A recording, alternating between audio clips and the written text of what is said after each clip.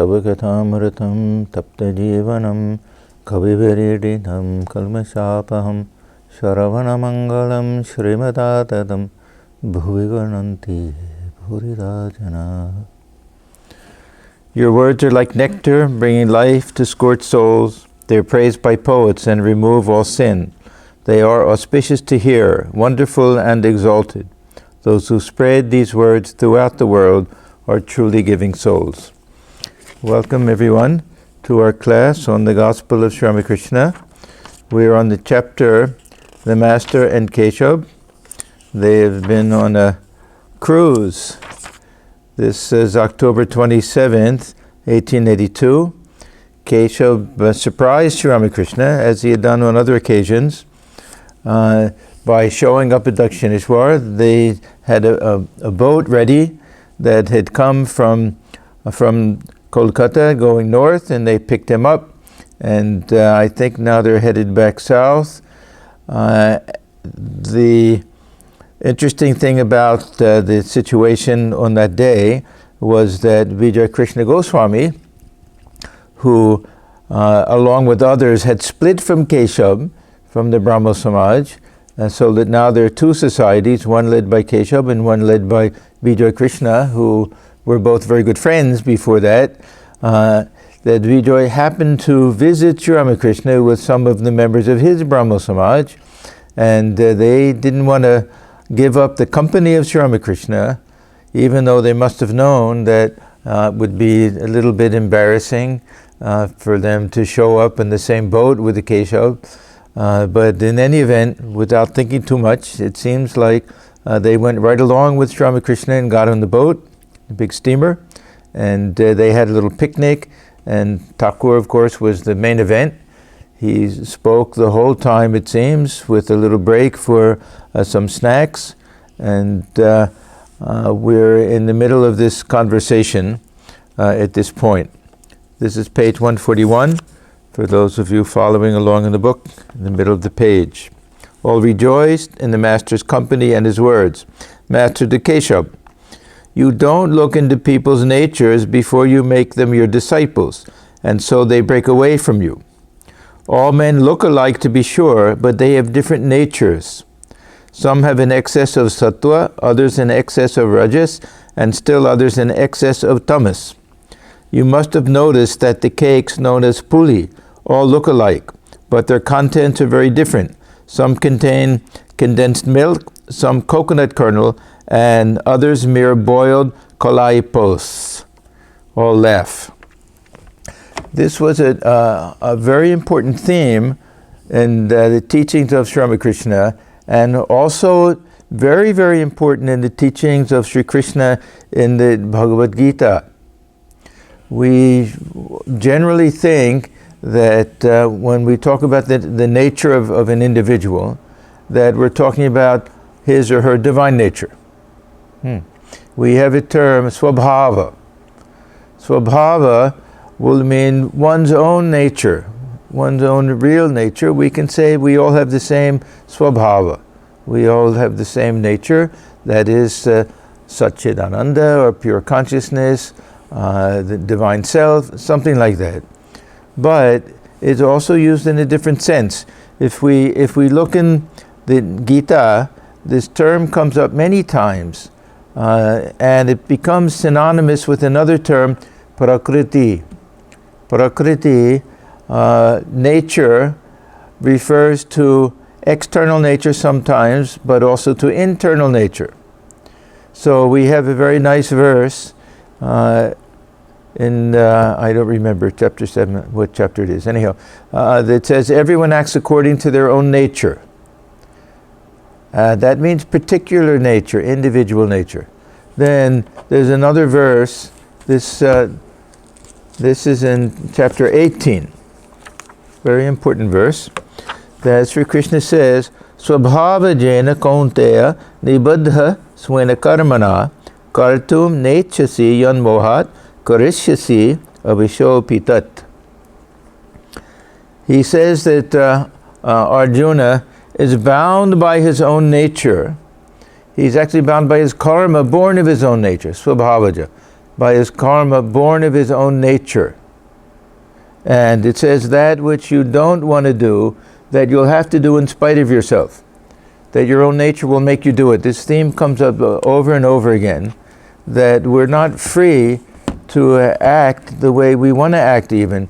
We see much earlier when Arjuna asked Sri Krishna, why do people do things that they shouldn't do, even if they don't want to do? And he says, because of rajas, kama, esha, krodha, esha, all born of rajas. So we have this, you can say, a dual nature, that we do have that divinity within. That, of course, is the essential nature. But swabhava, in Gita, it often refers to caste. That each kshatriya will have its own swabhava. And all of the four castes, their nature is described in terms of their swabhava. That some have the nature, that means that the mind has a tendency in some samskaras and everything, some to serve, some for spiritual practice, some for protecting people, some for doing business. That'll be all different types of swabhavas. And Sri Ramakrishna used to tell Keshab and some of the others that you have to look and see what the real swabhava or prakriti, nature of the person is. It's not enough to simply say, oh, God dwells within all beings, that everyone is divine in their real nature. These things are true. But when it comes to giving instruction, and when it comes to understanding who has the capacity to experience something or to practice a particular path, then the guru has to know the nature of the disciple.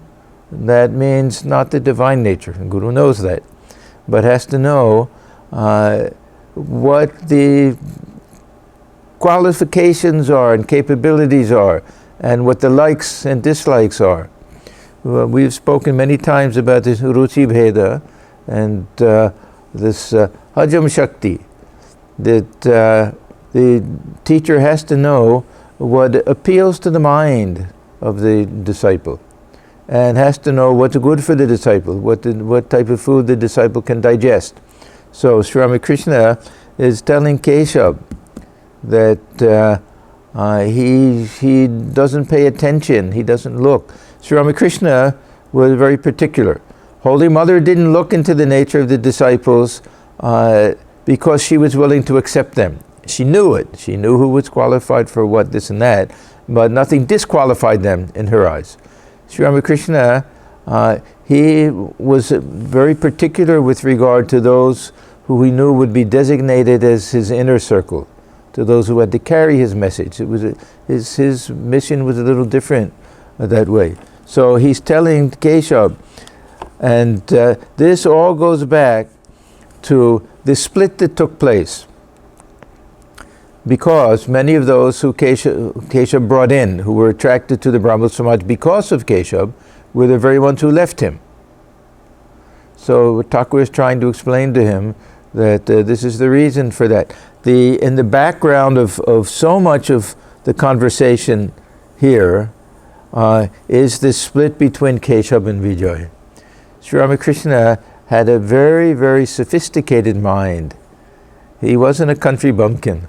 We think he was so simple and everything, but his mind was highly sophisticated and extremely subtle, and it worked on all different levels. And the whole time that he's giving these very general basic instructions that will be helpful for everyone, he knows that there are a few people who will understand it in a certain way, and it'll be more helpful for them. So this is behind all of this. A lot of what he's saying here will be specifically for Keshab, some of it specifically for Keshab and Vijay Krishna together, and some for all of them.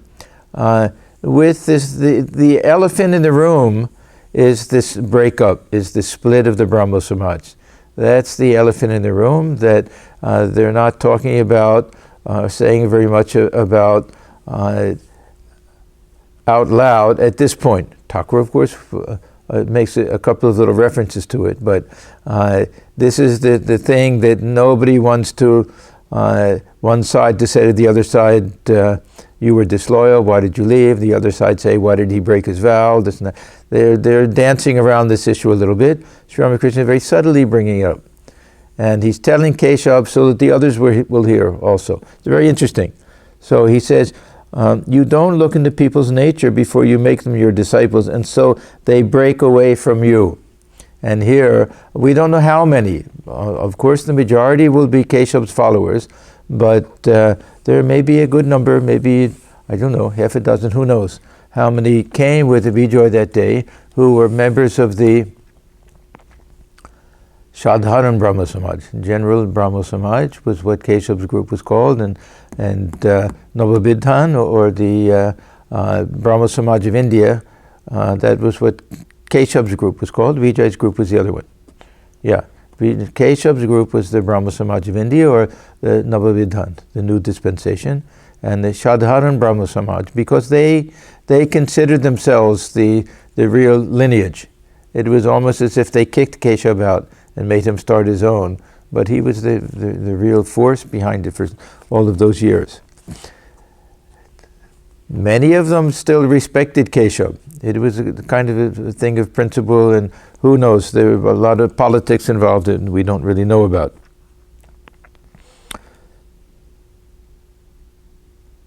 Then Sri Ramakrishna continues, do you know my attitude? As for myself, I eat, drink, and live happily. He liked these little things. The rest the Divine Mother knows. Indeed, there are three words that prick my flesh: Guru, Master, and Father. Now, he's kind of telling Keshab that not only don't you really understand or look into the nature of individuals, but you wanted to be a guru, so now you have to pay the price. Some will be good disciples, some will be bad, some will leave you. These three words, guru, korta, master. Korta can be used for really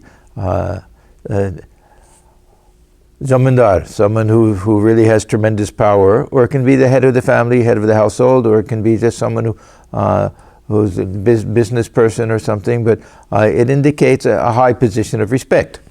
Who is the korta, who is the master? And Father Baba, father, it doesn't really refer to the fact that one has a child, that one is a father. Baba is the term of respect used in the Vaishnava tradition, mostly. So the Babajis. So if people would come and say Babaji with great respect, he didn't like people to show there's a type of respect to him. And with the Guru, he used to say, I'm nobody's Guru. Many people would ask in initiation, he says, no, I don't initiate anybody. Now, of course, he did, but not in the normal way, not in the ordinary way. We don't find him doing a little puja and then repeating the mantra in the ear of the disciple and giving some instruction. His type of initiation was unique to him. Sometimes just some transference of power, sometimes writing something on the tongue. Sometimes he would write in the tongue and repeat it. We read this about Kali, Swami Abhedananda. Swami Abhedananda writes that Thakur wrote something on my tongue and repeated it. We assume it seems like they were bija mantras that he would do. How they knew he was really writing something, and how the Guru will put his finger touch the tongue of the disciple is also an odd thing. This is the disciple will feel very shy and embarrassed.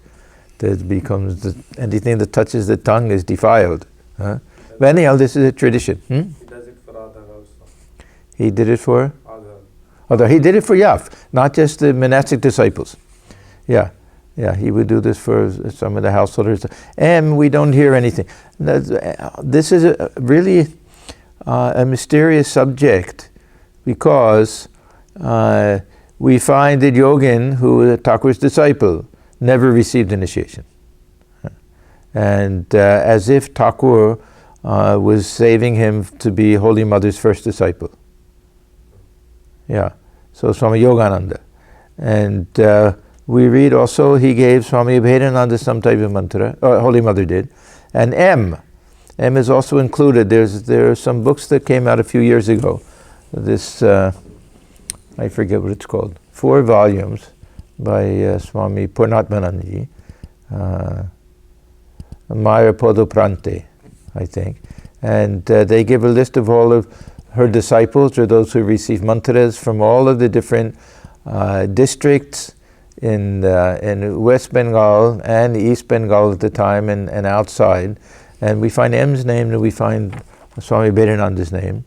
And I don't remember, Trigunatitaranji maybe. So his giving initiation was a very unusual type of thing. Possibly when he wrestled with Swami Vijnanananda, Hariprasannā, when he wrestled with him, that was his initiation. Some transfer of power took place at that time. So there are different types. Sambhavi, I don't know all these technical things. The highest type is you just directly transfer power. You don't have to utter anything. So Thakur really, he knew that he was the guru. He knew it. He wasn't foolish. But when he was in a certain mood, he didn't like people showing him that type of respect.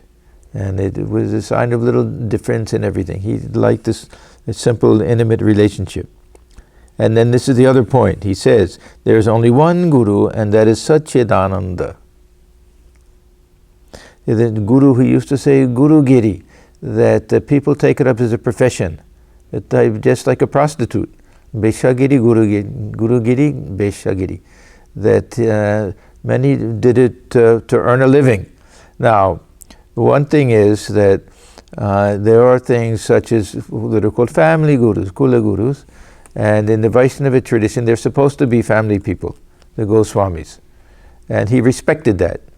So it wasn't that he was against, because they had no other means of livelihood. They would have some disciples. These disciples would give gifts every once in a while and made sure they had enough to eat. That was okay. But others who did it just to get a lot of gifts and presents and to feel puffed up and everything, that was what he was against.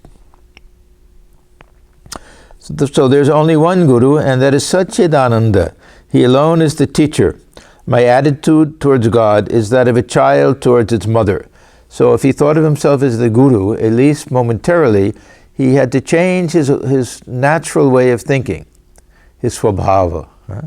His swabhava is to be like a child. He says so many times, I have the nature of a child. I like to worship God as mother. One can get human gurus by the million. All want to be teachers, but who cares to be a disciple? There's a story that they tell that a young man goes to a guru and says, I'd like to become your disciple. What do I have to do? And he says, you want to be my disciple? Then early morning you have to get up, you have to collect firewood, you have to make the fire, then you have to get the food for cooking and cut all the vegetables and do all of that. And it goes on and on and on, a long, long list of things. And then he says, okay, what does the guru have to do? The guru will sit and do a little meditation and japa. Every once in a while to give some instruction to the disciple. So the potential disciple starts to walk away, and the guru says, don't you want to be a disciple? And he said, after thinking about it, I'd rather be a guru. So this is what Thakur is saying. People would rather be a guru. They don't want to have to do all of these other things. There's the other story, the other guru-disciple story, that the guru is calling the disciple, it is time to bring water for my bath, it's time to do this. Each time the disciple says, please forgive me, sir, I'm doing my meditation now, when I'm finished I'll come. And then he says, okay, now time to do worship, pick the flowers, and please excuse me, I'm doing my meditation, when I'm done I'll come. Finally, the guru says to the disciple, now I've done everything, I fixed the meal, it's time for you to come to eat. So the disciple thinks to himself, how many times can I go against the word of the guru? And he got up and he went for his food. So this is the type of disciple that we find nowadays, unfortunately. Really want to be teachers. So all want to be teachers, but who cares to be a disciple? That's the thing. To be a disciple means to have a little humility and to care. The guru-disciple relationship is a little bit like the swabhava, this relationship between the master and the servant, also between father and son. There's a very sweet, close type of loving relationship also. The fact in guru is almost like the mother to the son, or mother to daughter, in guru-shishya relationship. It is extremely difficult to teach others. A man can teach only if God reveals himself to him and gives the command. Now, when he says difficult to teach others, he is talking about giving spiritual advice suited to that individual. To give general spiritual advice based on scriptures, people can do that, those who are well versed in the scriptures. But to have that insight and to know what's good for another human being and what particular instructions will really be helpful in the long run, that takes a very deep type of spiritual vision, insight, and it comes as a result of illumination. Thakur was very clear about that. To be that type of teacher that really can do some spiritual good to a disciple is a rare thing. It is extremely difficult to teach others. A man can teach only if God reveals himself to him and gives the command. So two things. Has to be a God-realized soul, and even after that, Thakur had this belief that some stamp of authority comes. The Divine Mother herself will say, okay, you've had that realization, and now is the time to transmit whatever you've gained to others, to give freely to others.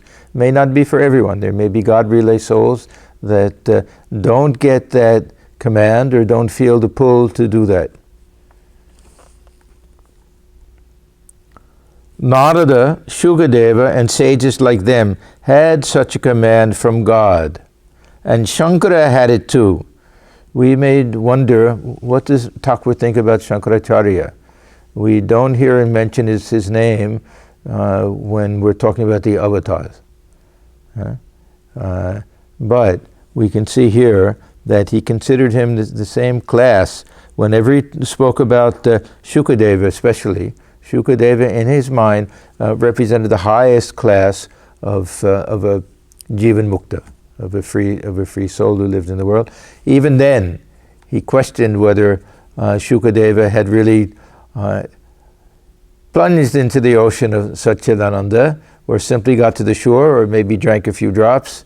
We have that interesting conversation in another place also. So he did have tremendous respect for Shankaracharya and Ramanujacharya also. Madhva, I don't recall ever seeing his name mentioned in the Gospel of Sri Ramakrishna. No special reason. I don't think there was much of presence of the Madhva school in Bengal at that time. Perhaps he hadn't had contact with it, that's all. But he never criticized the dualistic schools, Dvaitavada, and Madhva, of course, was one of the most important teachers. Do you know how easily the people of Calcutta get excited? The milk in the kettle puffs up and boils as long as the fire burns underneath. One of Thakur's favorite things was to make fun of the people of Calcutta. He meant citified people. It wasn't just Calcutta. It could have been any big city. But he lived there and he knew these people of Calcutta. So do you know how easily the people of Calcutta get excited? The milk in the kettle puffs up and boils as long as the fire burns underneath. Take away the fuel and all becomes quiet. The people of Calcutta love sensations. You may see them digging a well at a certain place. They say they want water, but if they strike a stone, they give up that place. They begin at another place, and there perchance they find sand. They give up the second place too. Next they begin at a third, and so it goes. But it won't do if a man only imagines that he has God's command. So Thakur now is poking both Keshab and everybody, all of his so-called disciples. Huh? He's making fun of them. They're all Calcutta people. Huh? And he's telling Keshab that, first of all, you don't look into the depths, see what really these people are made of. What's their inner stuff? Is it just this dal inside, or is it some nice sweetmeat, or what is it? Condensed milk? What is their inner stuff? So he's kind of making fun of them, that they'll take it up as a fad. And Thakur very often would say about the Brahmo Samaj that, yeah, movements like this, they come and they go. They come and they go. So he's poking them a little bit, and also Keshab for not being able to recognize them. That these are the type of people who they follow you one day, they can just as easily leave you the next day over a small thing. So he's getting at both of them. He was a juggler, giving these highest teachings and then also saying something for everybody in the room. But this was also something, this is called nishtha. Nishtha means that we have the highest type of devotion and dedication to the spiritual ideal and the spiritual path which we have taken up. And he uses this illustration in other places, that we may say that each and every spiritual path is good, that's fine. But we have to have special devotion and dedication to our own spiritual path. We may say that if you want to get water, you can dig a well in so many different places. But unless we keep digging in the same place, we won't get water. And first, if a little obstacle comes, we hit some rock, then we have to break up the rock. There'll be obstacles in every path. We try another place, we hit sand. If we keep moving around, we won't get anywhere. We'll never get water. So this was his teaching about nishtha. It's very important. We respect and love every spiritual ideal, but we have our own, and we stick to that one. He says that the daughter-in-law in the family will serve father-in-law, mother-in-law, aunts and uncles with great respect and devotion and everything, but she has a special relationship with her husband. She'll serve him in a different way. And it's only because of the relationship with the husband that she has this relationship with the husband's parents and brothers and sisters and everyone else in the family. So because we love our chosen ideal, we love our spiritual path, we can respect all others. But it doesn't mean we jump from one to another. So he uses the same illustration in that sense also. God does reveal himself to man and speak. Now, this was almost one of the definitions that Thakur gives of the Vijnani. Those who have realized God and have come back down again. He says that the majority of people, if they get to the top of the wall and they see the great joy on the other side, they'll jump over. They won't be world teachers, those people. But there'll be a few that will come back. Why? Perhaps they've received some special command, perhaps they have some special compassion in their hearts, perhaps they're born for that purpose. There can be different types of explanations. But he says those who do come back, they live in the world as Vijnanis. Okay? And he breaks this down into two main categories. Those who got to that highest state of realization through the path of knowledge. And for them, when they come back, when they start climbing down from the roof, then in order to live in the world, they have to have a certain ego. Everyone, in order to live in the world and have a body and eat and drink and talk to people, we have to have some sense of I. That's what the ego means. They have to think of themselves in a certain sense. So he says the Jnanis, like Shankaracharya, he uses him as the ideal example, that they kept the ego of knowledge. This is their ripe ego, the ego of knowledge. Now, he talks about Chaitanya Deva and others, that they kept the ego of devotion. And the way he explains the state of Vijnana is that everything that was renounced as unreal or separate from Brahman is now seen to be a manifestation of Brahman. This is one thing. And for the devotee, everything will be the glory of the Divine Mother. But he also says, for the Vijnani sees God, and God speaks to him or her. Speaks to him or her. So this is one of the things that Thakur, and he experienced these things. This we can't explain in any logical way, but he would hear the voice of the Divine Mother.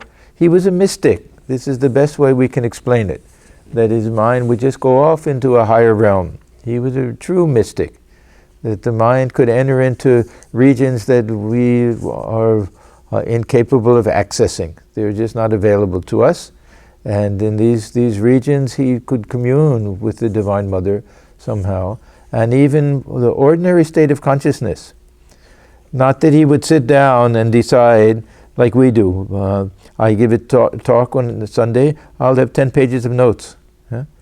And Thakur didn't do it that way. Whatever came into his mind, he felt, was the Divine Mother telling him what to say next. Just as when they husk grain, husk paddy, that one person will keep pushing it into the hole, the other person will be working the, whatever it is, that goes up and down and scratches the pestle, and each time it'll go a little hole, and they'll have to keep putting more. So he says that the Divine Mother keeps pushing it. She never allows me to run out of things to say. Huh?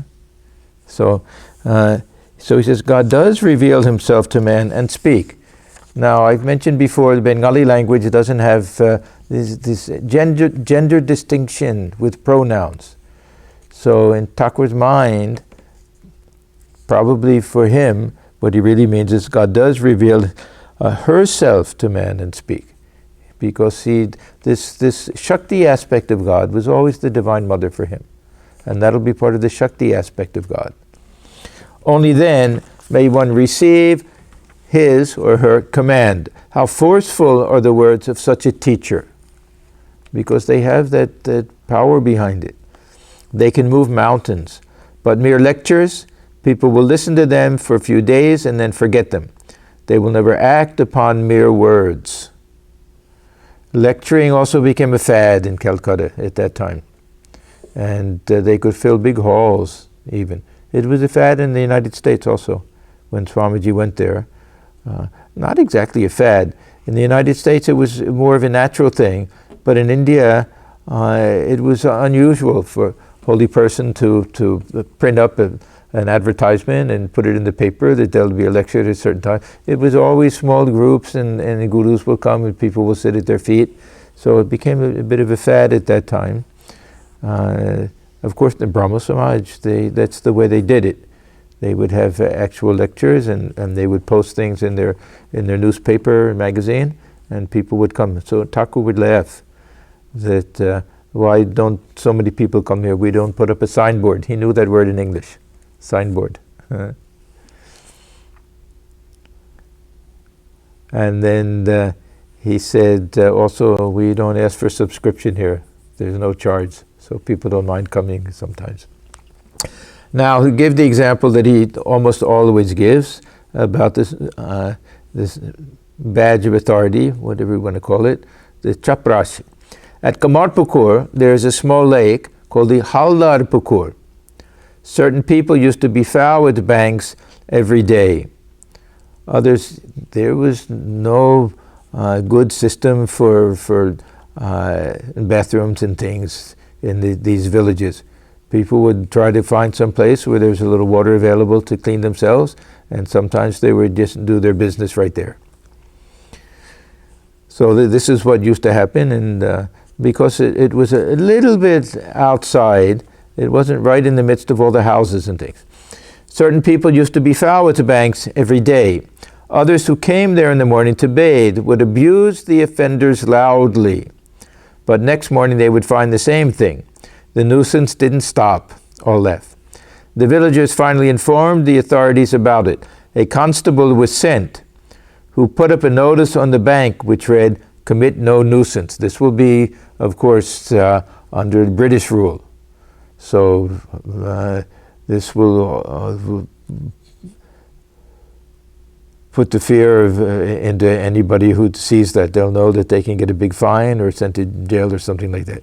So the villagers finally informed the authorities about it. A constable was sent who put up a notice on the bank which read, "Commit no nuisance." This stopped the miscreants at once. All left. So they had a badge of authority. The others who were saying, we'll do this, we'll do that, they left because they knew that nothing would happen.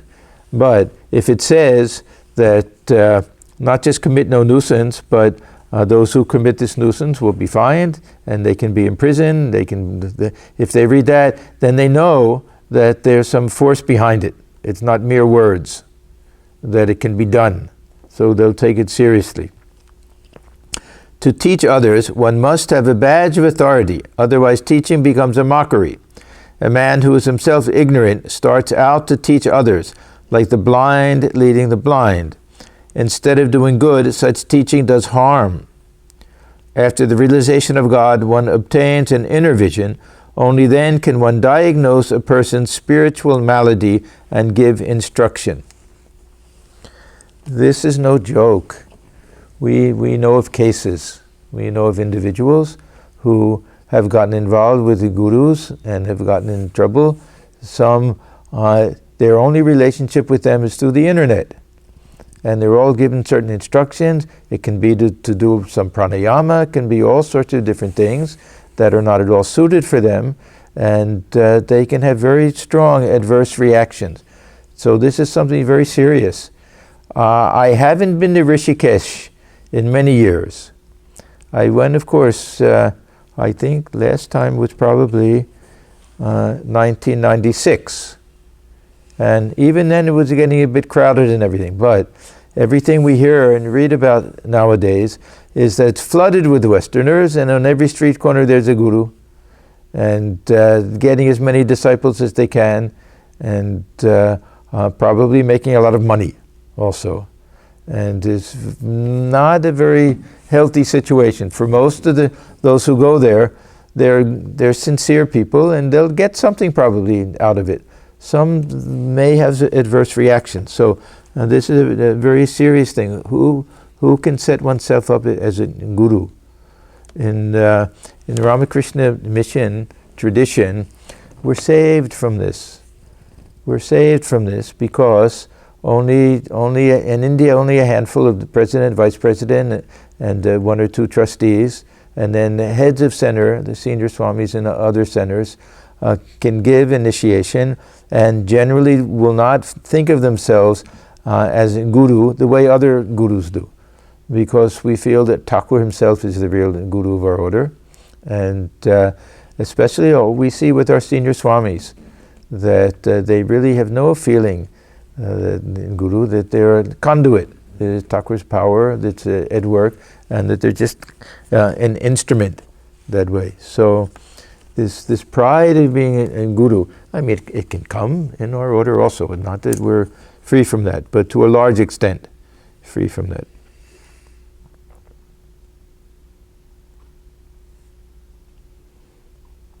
So this is a little bit at Keshab also. That not only does Keshab, doesn't he look at the real nature of the disciples, but he hasn't really realized God, and he hasn't really gotten that badge of authority.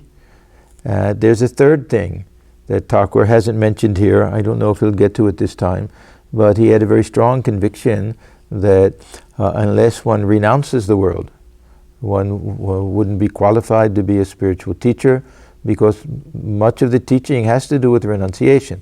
And the disciple would think, he's telling us to renounce, but he himself is enjoying. And he would tell the story about the doctor who had gourd in his room, and he told the patient, you come back another day, and he came back the next day and said, now I want to give the second instruction, don't take any gourd. And then his friend said, why did you make him come all the way back? He said, the first day I had it in my room. If he had seen that I had it there and I told him not to take it, it wouldn't have left any impression. So I had to remove all of it, let him come back, and then tell him. So Thakur used to say that if in Guru, either if he does or it gives the appearance that he does, enjoys worldly things in secret, then Who will listen to him if he tells them to renounce?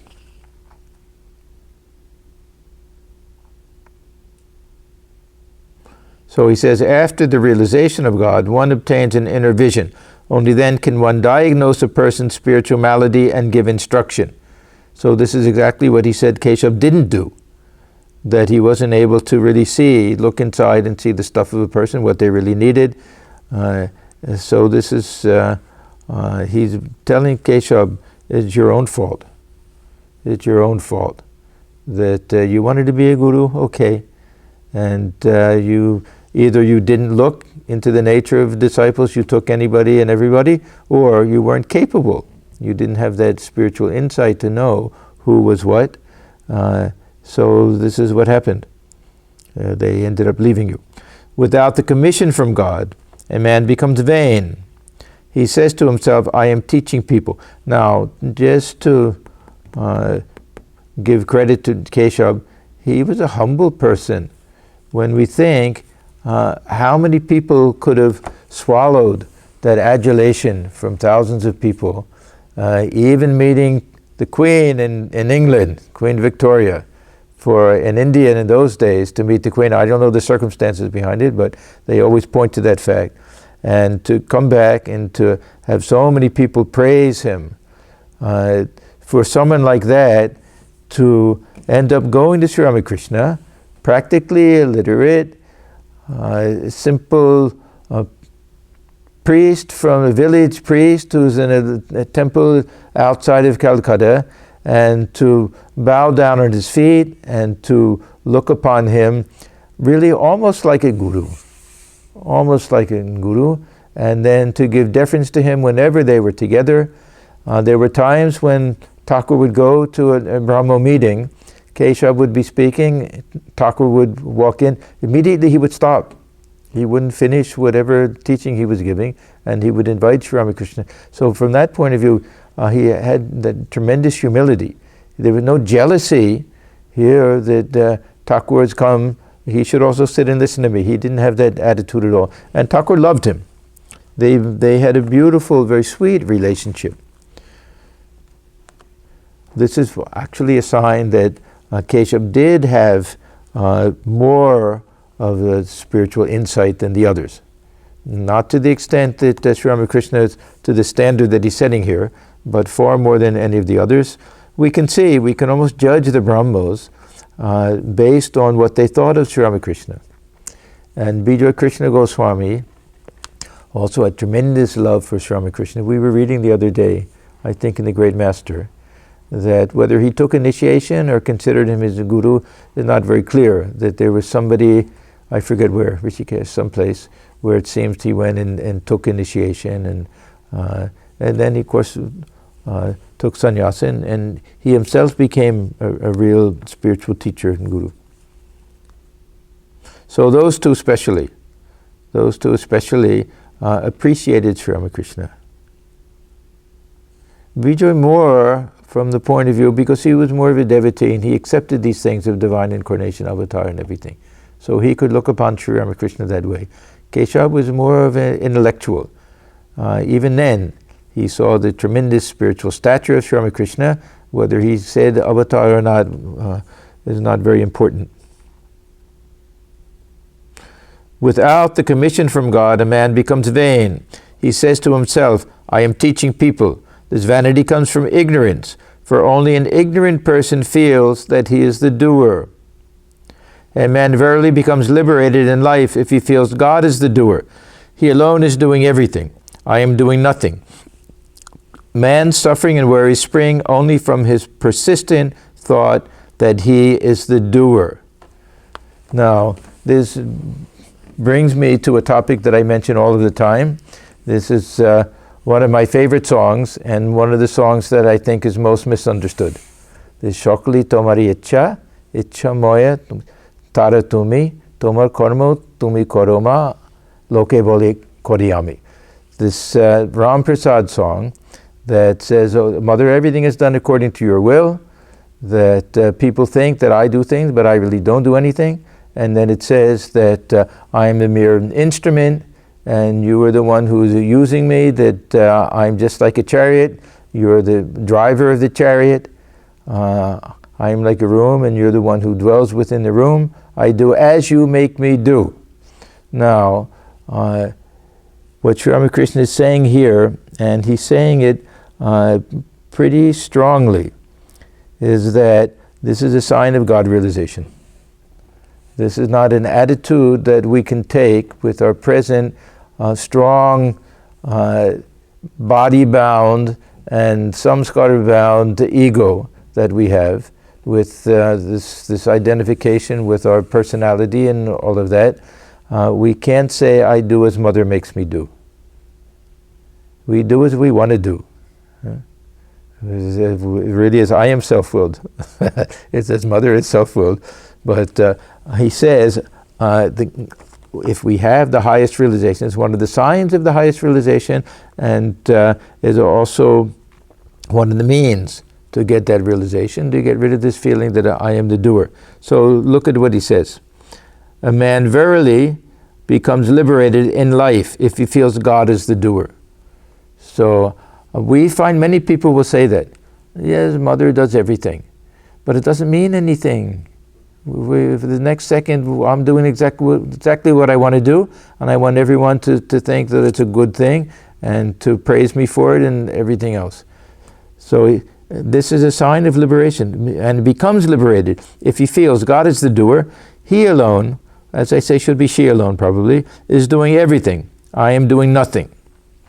Man's sufferings and worries spring only from his persistent thought that he is the doer. Now, this doesn't mean that we can't try to adopt this attitude. We can't try to tell ourselves that this I has no substance, this little ego that I think is doing everything, that this is a misconception. We can try to understand that and remind ourselves of that. But at the same time know that most of the time, what is making us do things? Our swabhava, our lower nature. Why do I do things? Not because mother is making me do it, because I have that tendency to do it. Why did I get angry? Did mother want me to get angry?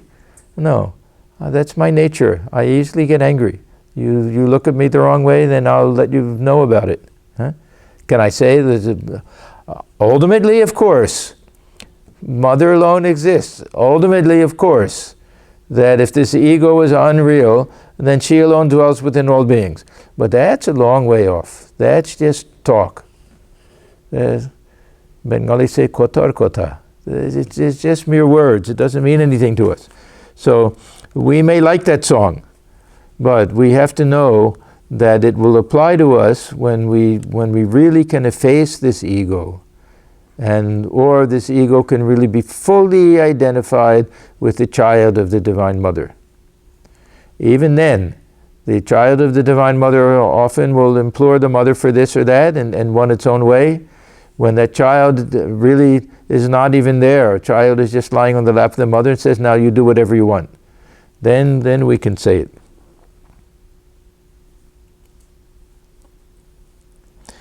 You people speak of doing good to the world. Now, you people means the Brahmos.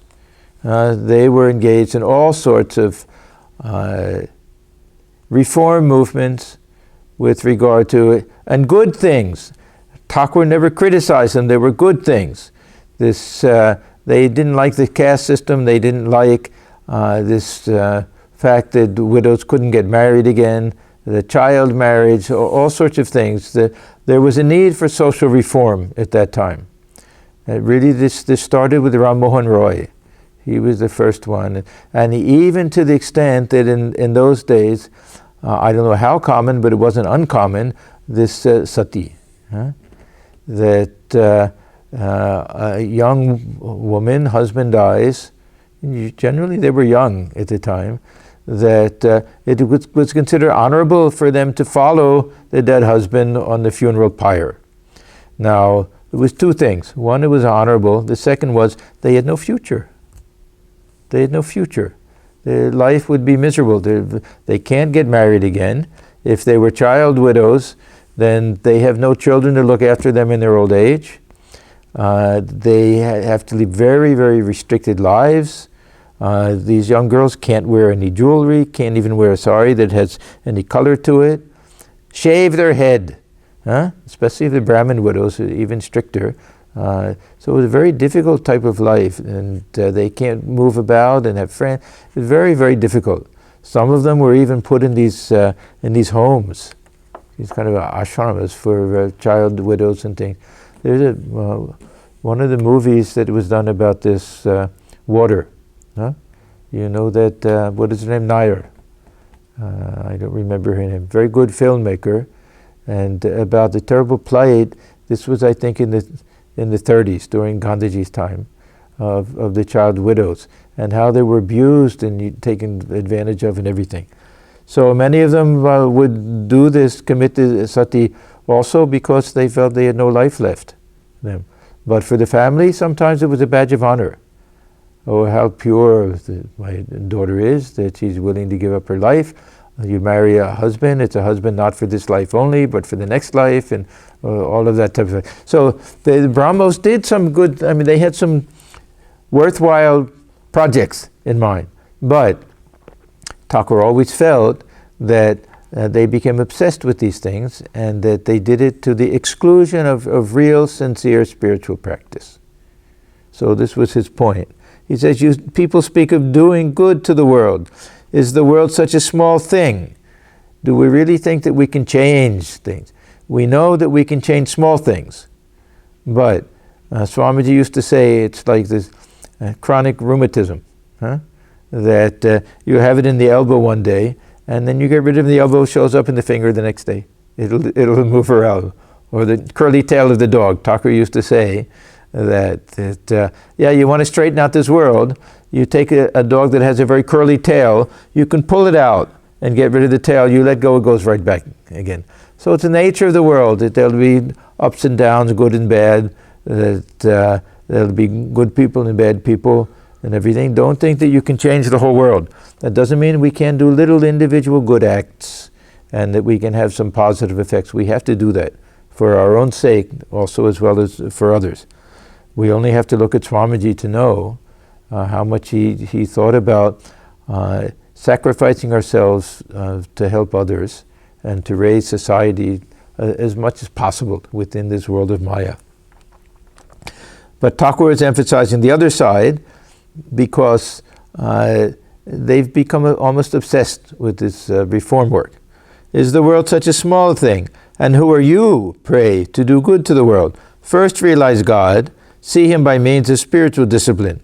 If he imparts power, then you can do good to others, otherwise not.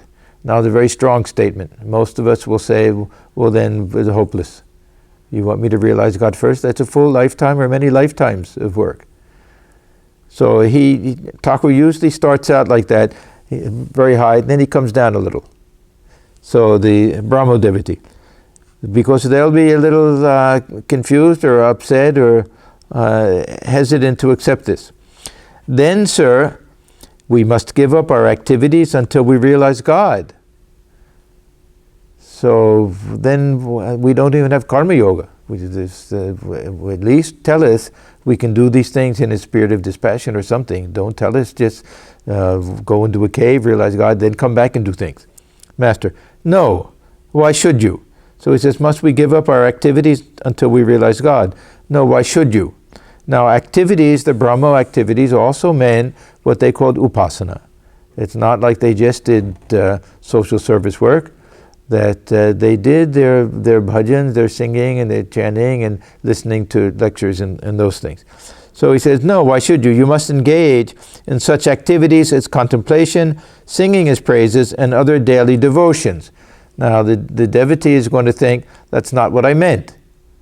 We have our families, we have our jobs, that's what I really mean, Brahmo. But what about our worldly duties? Duties associated with our earning money and so on. So now, Sri Ramakrishna, as I say, he's going to adjust it so that it's something that is doable for them. Master, yes, you can perform them too, but only as much as you need for your livelihood. Don't keep getting more and more entangled in the world. And people do that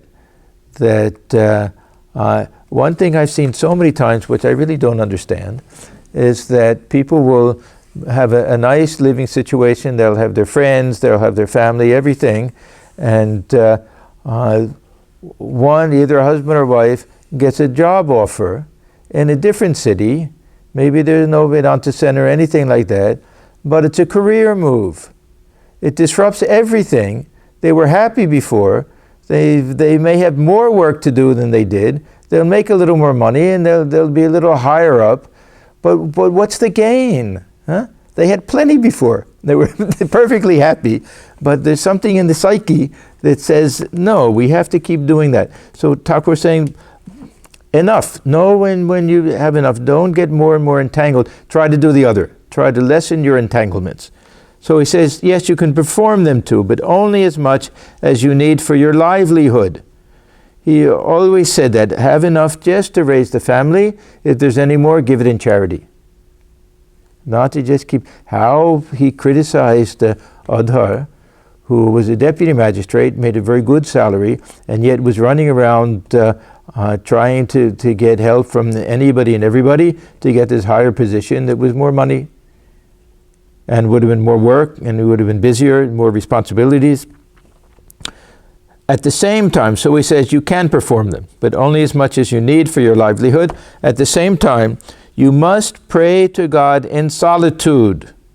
So this was, of course, we've seen this.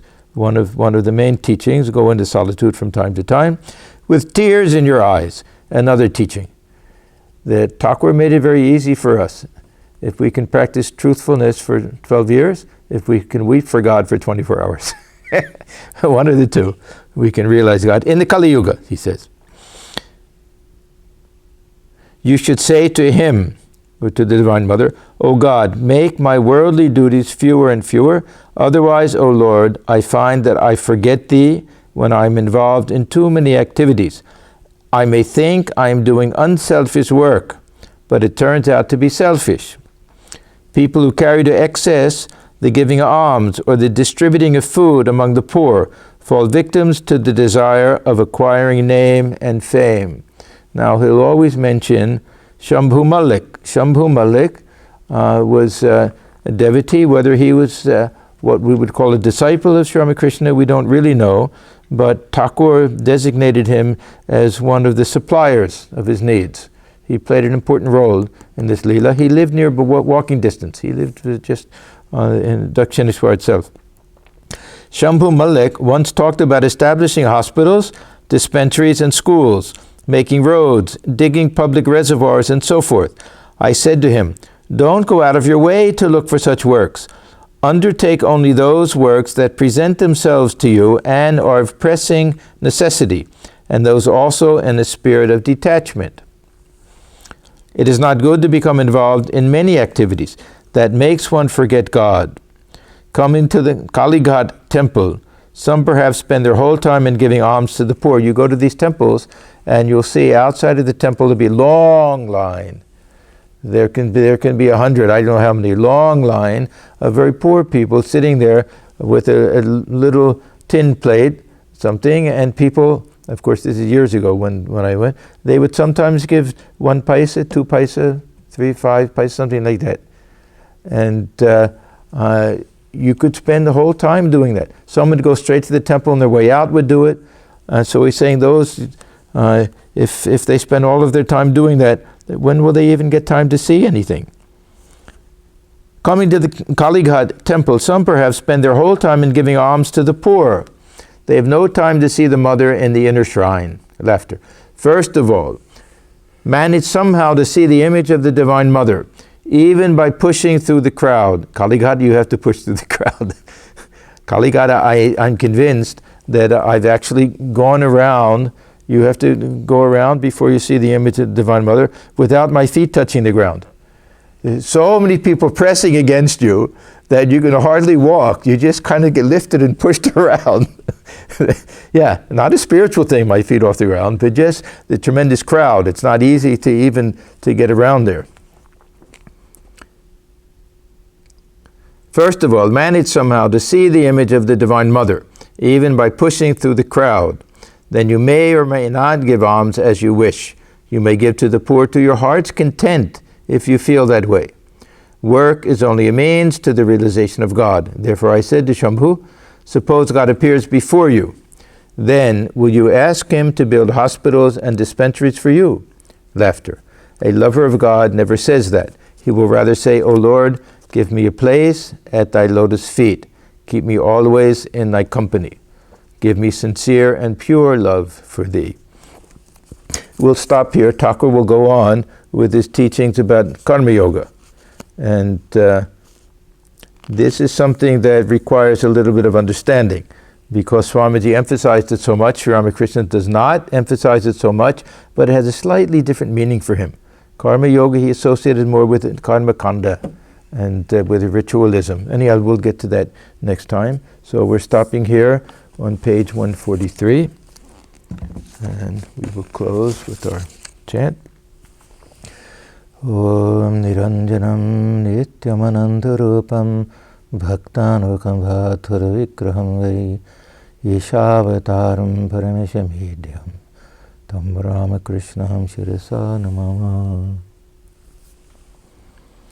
We bow our heads before Sri Ramakrishna, who is stainless, of infinite nature, whose heart melts in sympathy for his devotees, who is an embodiment of the Divine and the Supreme Lord, and ever worthy of our worship. Om Shanti, Shanti, Shanti. Peace, peace, peace be unto all.